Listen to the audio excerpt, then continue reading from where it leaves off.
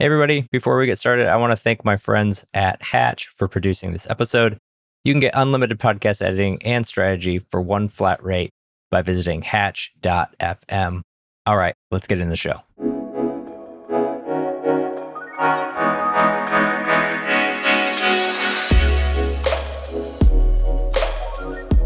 Welcome to Distribution First, the show where we flip content marketing on its head and focus on what happens after you hit publish. Each week, I share playbooks, motivations, stories, and strategies to help you repurpose and distribute your content because you deserve to get the most out of everything you create.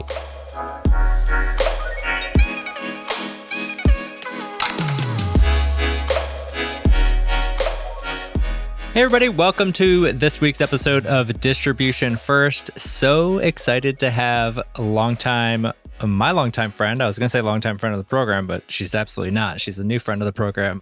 Camille Trent on from PeerSignal and KeyPlay, and we'll definitely get into the differences there and the nuance there. But Camille, thanks for coming on the show. Justin, good to be here. I'm sad that I'm absolutely not a friendly of the show, but just trying to work my way up.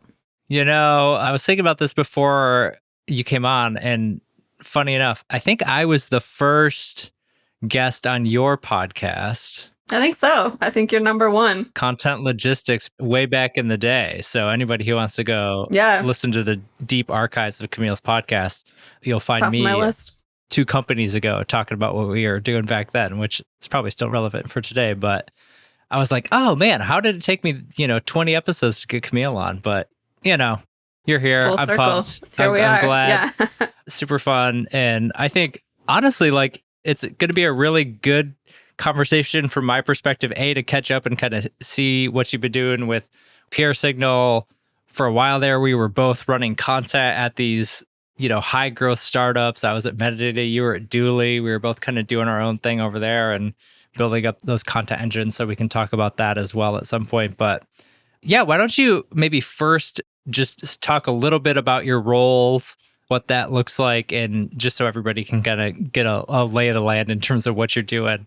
Yeah. To clarify the plural there for people. So roles in that one, when you're at a startup, you wear a lot of hats, as Justin and I were just talking about. Also is the case when you're a solopreneur as well. But PeerSignal and KeyPlay, which I'll get to, it's kind of its own beast or own animal in that we have a media arm, and that's ultimately what I was hired for, right? So my title is Director of Content Community at PeerSignal. PeerSignal is the media arm to KeyPlay. So KeyPlay is our actual B2B SaaS, right? And we kind of did it backwards, by, the previous examples, I think, set by SaaS companies is the natural thing is to launch a SaaS company, right? And then probably have an internal content marketing department within there, or probably just content marketer at first, right? And then maybe you think about buying a media company, just somewhere down the road, right? Acquiring one. Or maybe you build it yourself, and that can sometimes have a different name, or a lot of times it's part of the brand. So I think of Gong is a good example here of Gong Labs, right? It still has the name in it, but you kind of see it as a separate entity that keeps a decent amount of separation, I guess, unbiased. And so I think that was kind of a key for us is we wanted separation so that we kept the integrity of the media brand, right? And the reason that we're bullish on it is because Adam, our co-founder with Andrew, they didn't know exactly what they wanted to build. They knew they wanted to build something together. Adam had built several companies in the past, and they knew they wanted it to be in the go-to-market marketing and sales type space. And then it was a matter of okay, well, what are we interested in? What kind of questions are we trying to answer as people that operate in this space already? So, and Adam had worked on some MarTech products in the past, so was very familiar with the space. So he was fascinated with just the idea of PLG and really just any go-to-market strategy that is high leverage, and that seemed to be the pattern between these high growth companies, right? As they kept saying this pattern of a lot of them are PLG. It turns out that if you give users more stuff up front, if you do the free sample type route and you let people buy the way that they want to buy. Like there's something to that. And then there are other patterns like community and like seeing that theme over and over again. So essentially him and Andrew created PeerSignal as this way to study the market, right? Like as this way to kind of like study what like best in class marketers, salespeople, or really just like tech companies are doing to get where they are. So that's just good content, right? Like that's just interesting in and of itself. And so they started there and then kind of got the feedback like from the community with these building a lot of these databases like in Airtable, right? And so there were these big databases for studying PLG and using different factors to kind of look at what's their content strategy, right? Like what type of offers do they have in their site, and sort of like codifying all of that as kind of like this research based like media company. And I guess what made it media or what made it content is not only were there all these resources that you could browse, but you could also subscribe to the newsletter, right? So I started as like a LinkedIn newsletter and then also, just a standard email newsletter. So that's kind of like how you can see like the content engine like already unfolding there of like that helps get like the following initially. And then it wasn't until later on when, people that were using this tool, this like free resource, were reaching out about like, hey, like I'm trying to figure out my ICP. I'm trying to like develop, like a really airtight list to go to market and figure out like who are our best customers? How do we get to them? What does an A+ account look like? It seems like you guys are kind of doing that. Like, can you help me with that? Like on more of a one-on-one custom basis. And so that's when we started taking on design partners. And that was kind of like the birth of KeyPlay, like as I see it, right? And so it started as like a content media research company where you're just doing like the analysis and you're like finding those like signals, like ultimately, right? Thus like PeerSignal. And then it's like, oh, there's a whole other business here like that we can do that benefits sales and benefits marketers who are looking for those like triggers, looking for those like signals of this is a really good account for us, right? And just going about it in a different way than some of the competitors, seeing that like industries being under SaaS, like being like B2B SaaS and like that not being good enough, we felt like for an ICP, right? You can't just say like, you've heard this, I'm sure, like 1,000 times, like of clients, like, what's your target market? Oh, it's marketers, right? Like, oh, it's tech companies, right? And so really rethinking that and doing like all the subcategories that are now under SaaS that have just evolved within 5 years have been like another part of the research of like now a lot of our newsletter content not only looks at things from like a macro perspective of like, what are the PLG trends? What's this and that? It's like, okay, within B2B SaaS, there's fintech, there's D2C, like there's all of these subcategories and there's all these like verticals within there. And we can really like dive into those at like a deeper level. And then the people that, are selling to those companies are like, whoa, like I didn't know this data ever existed or that we can get that niche and like that deep with targeting, right? So you can see like how it all kind of fits together. And that's a really rambly way of how I got here. But last November, I came on board as director of content community for PeerSignal. And like that was like the main part of my role was just picking up the research media aspect of things and building up that audience, both on LinkedIn and email, I would say were our two big focuses. And I think doubling down just on a couple channels like that is probably what we'll end up talking about a lot. And then it's like, okay, what are the other foundational marketing things that we need to set up like now that we've launched our product, which just happened in December, right? Of like, we had these design partners in the background, but we hadn't launched like publicly, right? So since then, it's like, okay, now we're thinking about initiatives around G2, right? And around just like being around like the awareness of the product and building out like the freemium part of the product and then marrying those things together, which is another thing we can talk about.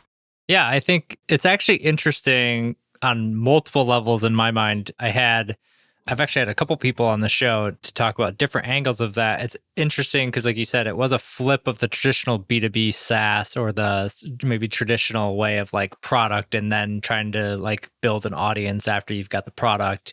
You really like built an audience, started nurturing that audience, and then built the product for them. And I think the unique part about that is it ties those things in together really, really well, which I'm sure you know, running content seems very obvious. Like, oh, yeah, absolutely. We need to tie in exactly what our product helps solve with the content that we're building.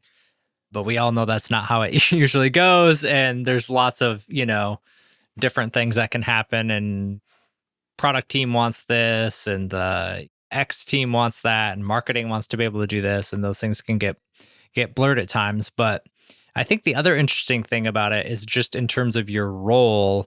And like you said, you were doing pure content and now you're sort of doing a little bit more of like that marketing mix, like product mix and those type of things. I've had to do that throughout my career. I'm absolutely having to do that now, running my own thing where it's like I am the business. So I'm the CFO and I'm the content marketer and I'm the product marketer and I'm all of those type of things. CMO, yeah, I'm everything. So, but with that, all that to be said, having those different pieces of knowledge actually informs and makes your content better, I think. I don't know if you have thoughts on that, but like the more that I've sort of understood throughout my career that, oh, this is the really important piece of the product. And then it's like, oh, what are the interesting pieces of content that we can not create about that feature or create about that thing, but that eventually lead you into that? Does that make sense? Yeah, no, totally. I think it's such a fine balance. I think like the hardest thing is finding the balance, right? Because I think a weakness sometimes of content marketers, including myself at times, is when you have what is it? When you have a hammer, everything looks like a nail, or maybe it's the opposite, right? It's kind of like that mindset of like when your primary skill set is content, it's like everything looks like a content problem and you try or something that can be solved with content. And that's not always the case, or at least there's usually like a prereq to that, right? It's like, yeah, going back to, okay, well, if we need customer content, we probably need, something like a G2 profile, or we need like a way to continuously collect like that kind of information, like a system behind that. And then like we can use that and create like a system around, okay, how do we pull the story out of that? But first you need like the inputs, right? And so I think that's something that we miss is like doing the work to collect like the inputs or thinking about like what's the larger goal here is the other thing. And so I think when you understand the business objectives, right, of like, what are we like, sometimes it's funny, like sometimes as content people, we get lost in this of like, what are we trying to do here, right? Ultimately, like, what is the purpose of this business? And it's always to add customers, make money, retain customers, right? And so if what you're doing does not seem to be impacting those things at all, it's probably not worth doing, or it's not worth doing 100% of the time, right? Like you need to be able to like split your time of, this is a long-term thing maybe, and like it'll build into the future and stuff. And we believe in the power of community building and audience building and all of that. But yeah, if people aren't making the connection like between what you're writing and what you're providing and what your product does for people, right?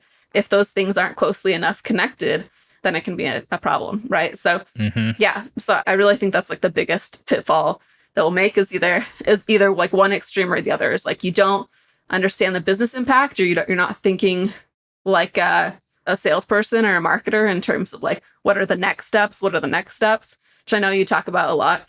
And then there's the other side though too, where it's like you can go too far on that and you just feel like everything needs a CTA, right? Like everything. Like you kind of mentioned product content. It's like, it doesn't need to be about, and by the way, here's our feature and like how we do this. Like there's like a fine balance in between there where it can just be legitimately good content with a good perspective and good like how-to tutorial stuff even in there without it feeling like a sales pitch.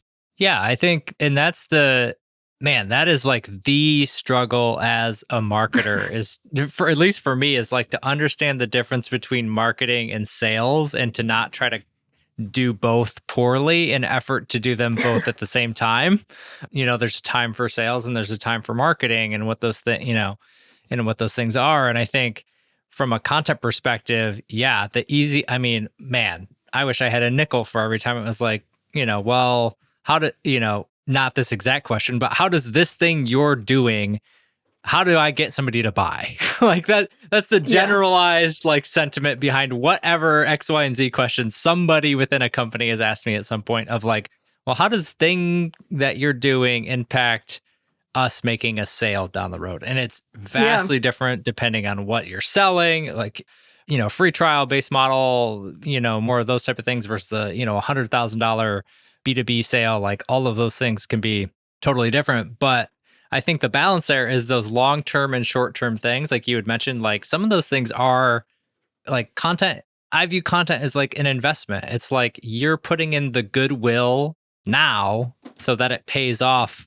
6 months down the road. So it pays off to create something, worth paying attention to. I think in today, how people buy today is totally different. This is not a unique take by any means, but it's totally different than how people used to buy, and who I want to buy from and why I want to buy from them is not feature set. It's not, like think about the amount of tools that are out there on the marketplace. It's not even like I'll just go clone it, right? Like great example is Twitter, and now you have Threads.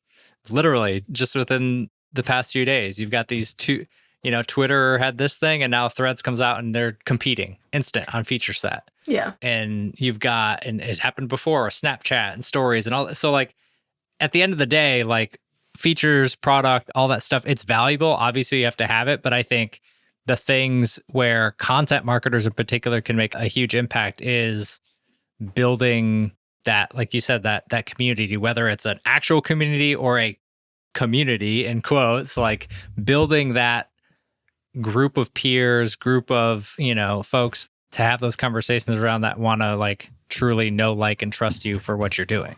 Yeah. There's so much good there. So the first thing that I thought though was we are so like unimpressed by like most things, and we're like very good at like tuning stuff out, right? And so like that's the first hurdle, right? It's just nobody cares. Like just nobody so cares true, about though. your brand. There's no like actual loyalty at the beginning because like you haven't earned it. Like why should I stop my scroll for your ad? Like why should I read your blog post? You know what I mean? Like you're a company. Like nobody cares. Nobody cares about companies.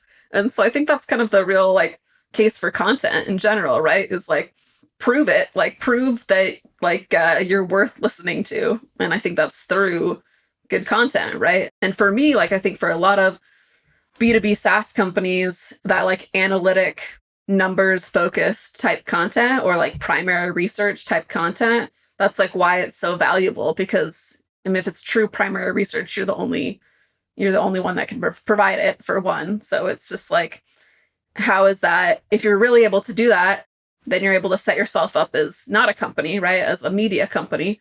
And those are like the types of things that we actively seek out and engage in, of like, and then the second thing with that is this going to make me more money? Like, is this going to make me better at my job so that I can eventually get a promotion and make more money? Or is this like maybe more for like the entrepreneurs and like solopreneurs of like, how can I do this like side hustle and stuff? So it's not that it has to be about, like the top destinations to travel this summer, right? Like that's what we think about. I think when we think of like media company and like the like HuffPost or something, like those types of entities, BuzzFeed, right? Yeah. BuzzFeed, yeah, that was the one that I was thinking. It's like, no, what does that B2B SaaS audience care about, right? And it's probably more getting better at your job, making your company more money so that you can make more money, or so that you can have a better work-life balance, less stress, right? Like you can just understand what good looks like, right? And be more comfortable in your role. And so it's really that simple. And then it's a matter of like applying it to your solution, your product, right? Of, well, okay, what does this buyer care about? And ultimately it's complicated because there's not one decision maker for like a B2B, SaaS like situation. And so it's usually like a combination of, if it makes sense for our product, maybe we need like a PLG motion where all of the end users, if it's sales reps, if it's marketers, if it's, a big team of HR people, they can just experience the product and like see the value of that, become champions. But also there's like, okay, how can I make like the business case, right? Like using numbers to kind of like show why this product is going to like affect your bottom line, like speak at that level, because ultimately you're probably also selling a VP of some sort, right? Or a director level person. And so it's thinking about, that end buyer and what they care about. But it's starting in the place of like, nobody cares about you right now. Like, don't assume that they're going to take the next step unless you've put in some of that goodwill up front. And so that's really like the case for content.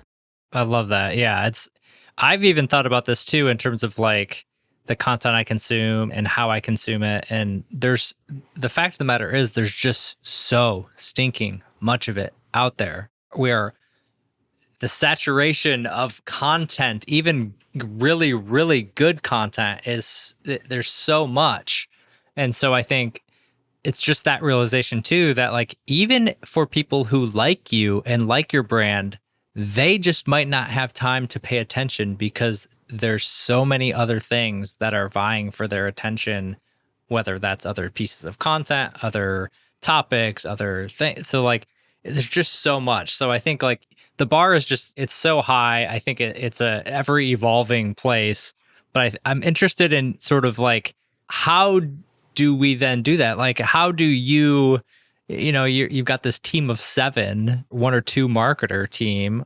Like, how do you think through like planning out your content strategy to actually be able to do that, especially as like scrappy as you guys are? Yeah, it's a great question. So I think it goes back to like picking the right situation for you. Like I won't spend too much time on this.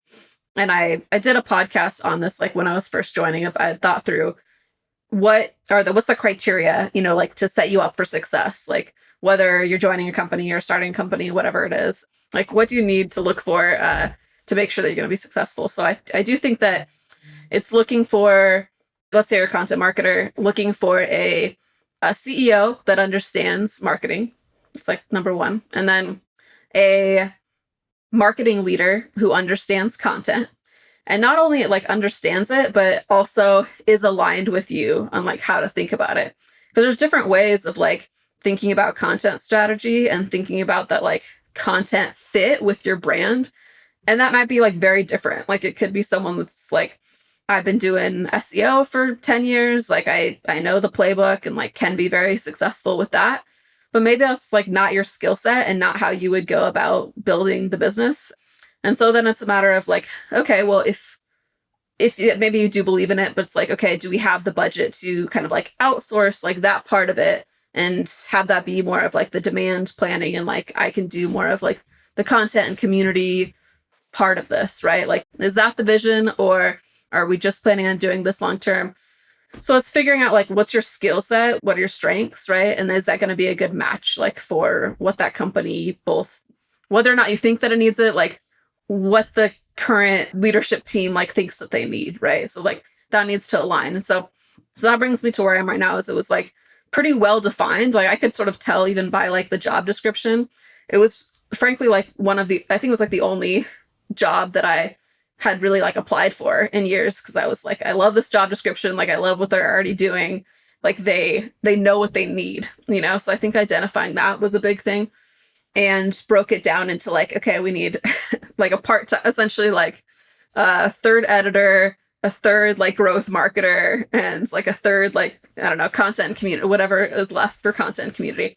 So that sort of like spoke to me. And then also the fact that they're already doing it, right? Like they'd already kind of proven the concept and like built the newsletter a little bit. So that's like something to always look for, of like, marketing is a series of bets. And so like, have they already like invested a little bit in this bet and like have a little bit of a proven concept of like, this job is going to be around for a while because we have a proof of concept here, right? Or like, I believe in this strategy enough that like I initiated it. And so that's what I felt like what they already had, of like, I like the free resource and like what they're building there. I like the potential of other things that we can build there.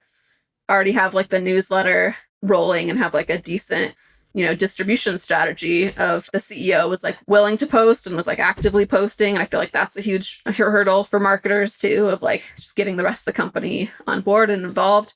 So all of those things like sort of like met those initial checks. And then from there it was like, okay, how do we so the first thing for me was just like the momentum phase, I guess, is as I call it. Like that first like 30, 60, 90 was just like go, go, go in a lot of ways of like, okay, we already have like just momentum around this and people are excited about it.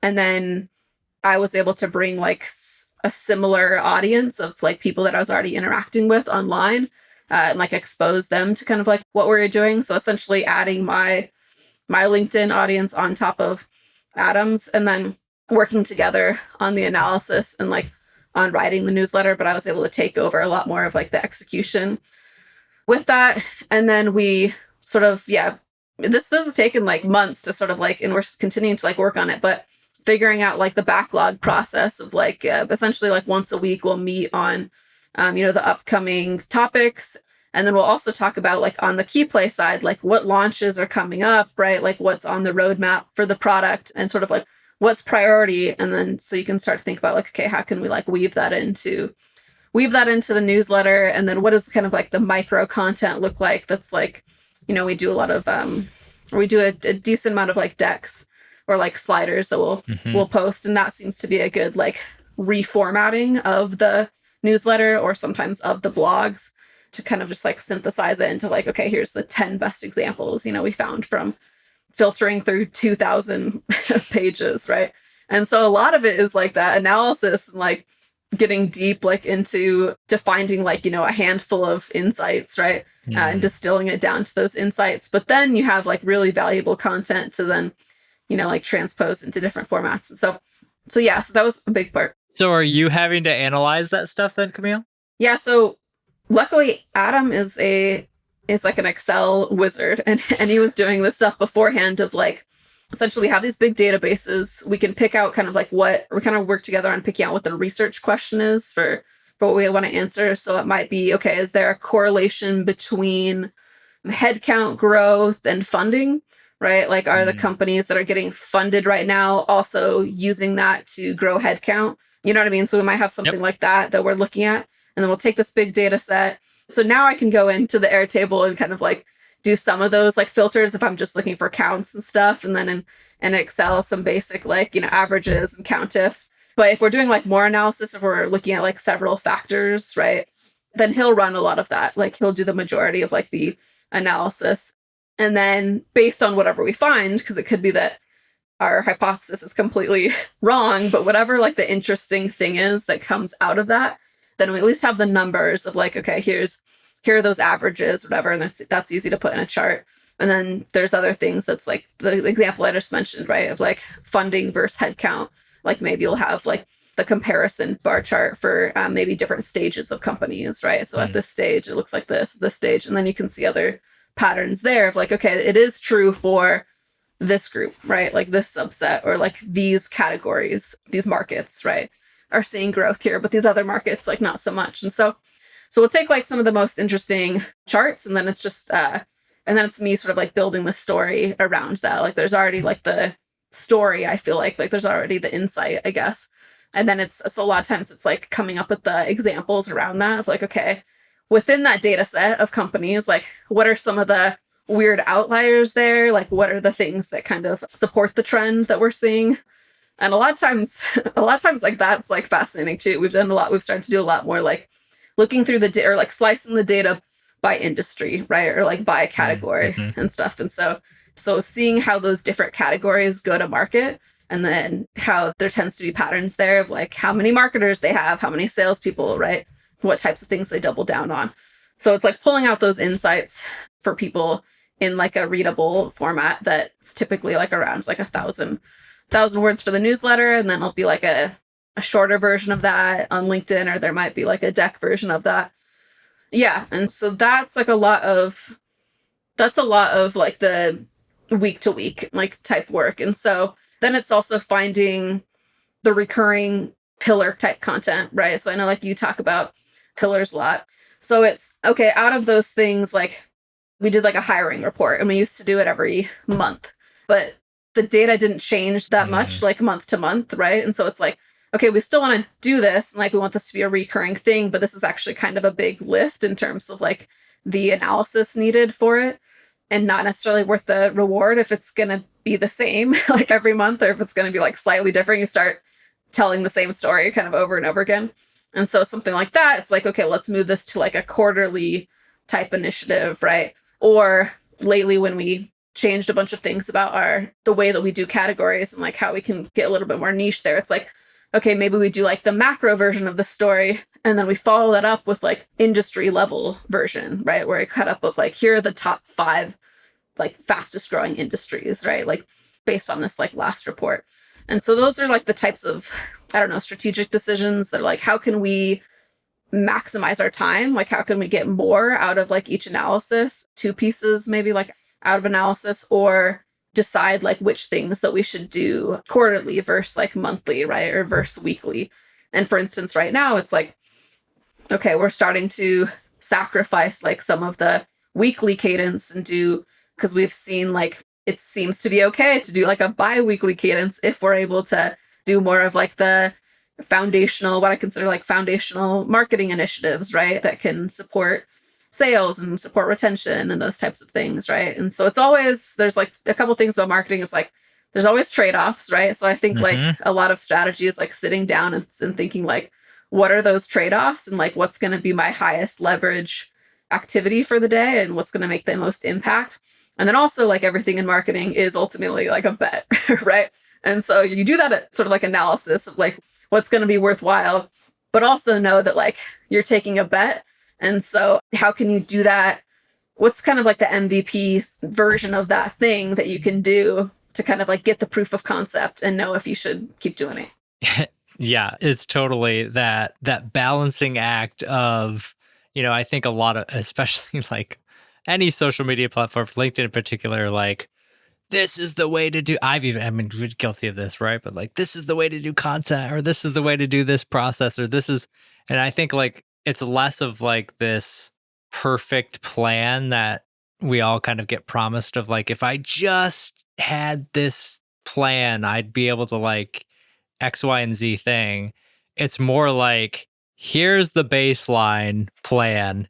And then it's the ebb up and down of like what you want to do and the lever you want to pull here and there, right? Like our plan was to do every single month. Well, that plan, now we have knowledge that impacts that. And now it's every quarter. Or, we have, in an ideal world, we'd love to do this weekly. Well, we also have to do some product market. So it's like, you got to figure out how to balance that thing. I know whether you're on a big team or a small team, those things, it always crops up of like, this is what we should be doing. I think that's where, for me, a lot of that, the repurposing, the distribution, all of those things come in, because it's like, yeah, it's not that you have to have this perfect repurposing or distribution plan to where every single piece of content has the exact same amount of repurposing or the exact same amount of distribution or any of those things. It's just so that ahead of time what the heck you're going to need or what you're going to do with that. So like you said, well, we know we can do this biweekly cadence on this thing, and it seems to still be working out.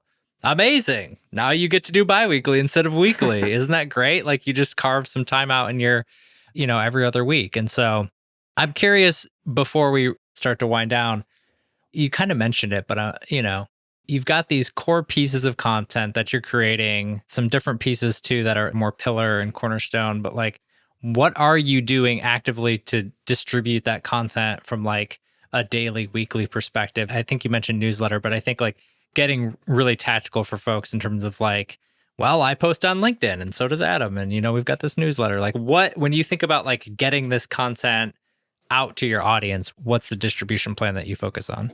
Yeah, so I think like what's been the most helpful and successful is we talked about like adding some other channels and some other things, and we just weren't ready, right? And so to me, I think like with it being a 1-person marketing team, or really like 1.5, 2, like with Adam, we saw like a lot of like initial success, like because Adam for instance had proposed like a couple other channels, But we saw like enough success like early on that's like, no, actually let's just stick with this. And so I think like that's been the right move. And like we'll see as like the algorithm changes and things. But essentially like we have a newsletter that lives on ConvertKit, right? It's like an email newsletter where it can drive like subscribers. And then we also have, it gets a little bit confusing here because you can sign up for the newsletter, but mostly how people sign up for the newsletter is they join PeerSignal. And how you join PeerSignal is you just like auth in through LinkedIn. So it's a really easy like single sign-on sort of process. And then whatever email that you have through LinkedIn, like that's where you'll get the newsletter. So there's that. And then sometimes people also just like opt in, through whatever email they want through the newsletter. So those kind of like two portals, right, of getting signups. And one, we kind of preferred, to join. If you join PeerSignal, then you get access to all of our databases and all of our screenshot galleries that we put together, like all of these like free resources that then like tie back to KeyPlay, and that there's like, a little CTA in the corner of like essentially like where did this data come from, or create your own account list type of thing, right? And so those types of signups are like worth more to us than just signing up for the newsletter. Although the newsletter has its own natural tie-ins too, because again, like all of that research is powered by KeyPlay data, right? And so that's still also valuable. But initially, and this is still the case, the strategy was more to drive toward like PeerSignal, like memberships, if you call it that, or PeerSignal signups, right? Because then it's more of a catch-all of like, not only can you access like these free products, but then there's like a natural transition into, if you do work in sales, if you do work in marketing, and you're like seeing this whole like database of companies, and you're seeing like all these like cool signals, and you're like, how could I make this actionable like for my go-to-market, right? So there's kind of like that natural like light bulb moment, I guess, there. But then, yeah, sort of above that, I guess if you think about it in terms of a funnel, like is, I would say like following either of us on like on social, on LinkedIn specifically, because we'll distill like all of the research like into posts, and we've tried a few different formats, like from GIFs if we do launch like a new gallery or something like that within PeerSignal, within the free resource. We're able to kind of like do launches that way. But most of the time, like it's just, here's kind of like the recap of the newsletter. Here's some like interesting insights from it, which will again like help promote people signing up for the newsletter as well. But also put it in a format of like, look, if you don't want to sign up right now, that's fine too. Like we're just going to give you like bottom line up front. We'll give you like the headlines, like here are the 3 insights. We'll just kind of give you that information, and then like trust that it's interesting enough that you'll want to see the next one, right? So there's that. There's signing up for the newsletter. There's like signing up for PeerSignal itself. And then there was like adding the freemium plan, which is more of a product initiative, right? But that kind of became like a product marketing initiative too, of like, obviously we had to launch it and then use those same channels to, to launch like this new product or this new feature.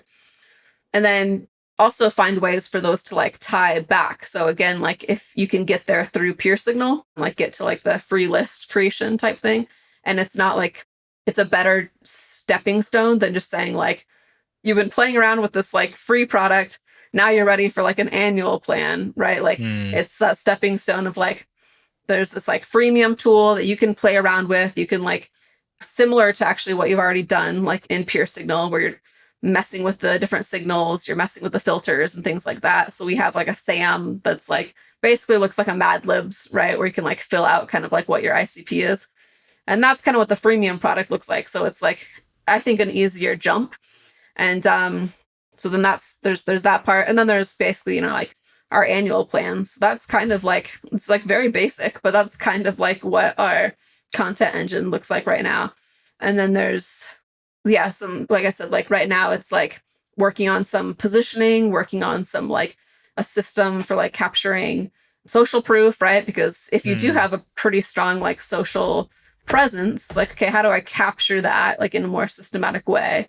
And then how can we funnel like all of that love like into one platform like a G2, right? And then how can we like use some of those things on our website? How can we like use them in case studies or things like that, right? And so that kind of like getting some of this stuff down in terms of like the flow and I've gotten some feedback on like, okay, I get like the natural flow between what you're doing with PeerSignal and KeyPlay better.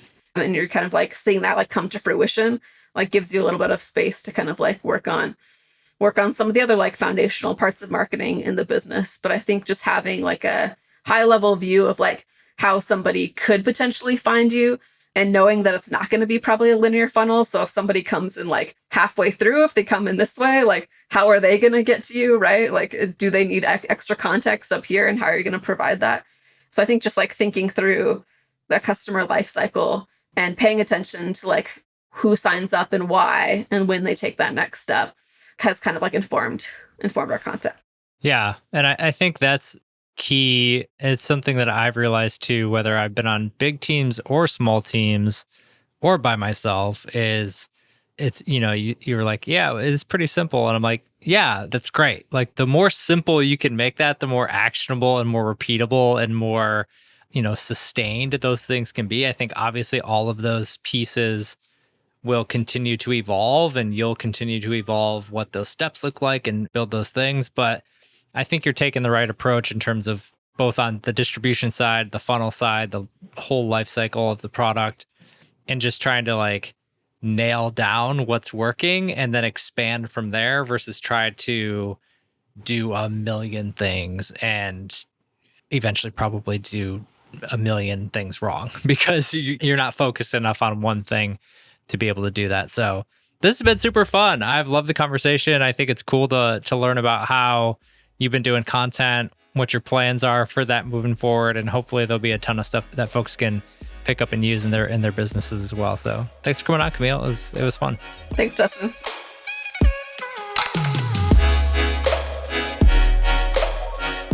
All right, I hope you enjoyed this episode of Distribution First, and thank you for listening all the way through.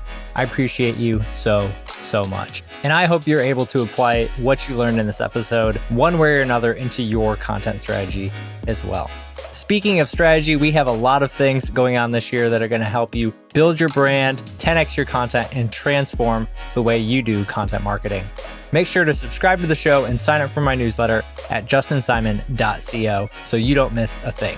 I look forward to serving you in the next episode as well. And until then, take care, and I'll see you next time.